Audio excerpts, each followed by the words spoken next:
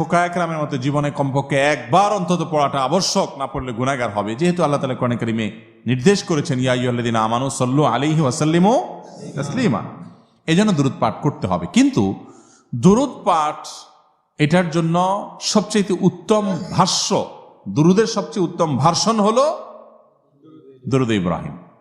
নবী করিম সাল্লাল্লাহু আলাইহি ওয়াসাল্লাম সাহাবীদেরকে এই দুরূদটাই শিখাইছেন। কেউ দুরূদ জানতে চাইলে তিনি এটাই তাকে শেখাতেন। একটু পড়তে বেশি সময় লাগে বড়, কিন্তু সওয়াব ওই রকম বেশি। আর সবচেয়ে সংক্ষিপ্ত দুরূদ হলো সাল্লাল্লাহু আলাইহি ওয়াসাল্লাম, এটা হলো সবচাইতে ছোট দুরূদ।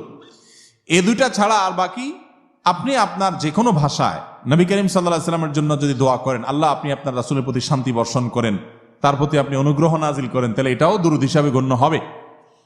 তবে উত্তম হলো ওই যে নবী সাল্লাল্লাহু আলাইহি ওয়াসাল্লামের শেখানোটা, অর্থাৎ দুরূদ ইব্রাহিম। এর বাইরে আমাদের সমাজে অনেক রকম দুরূদ আছে, দুরূদে নারিয়া আছে,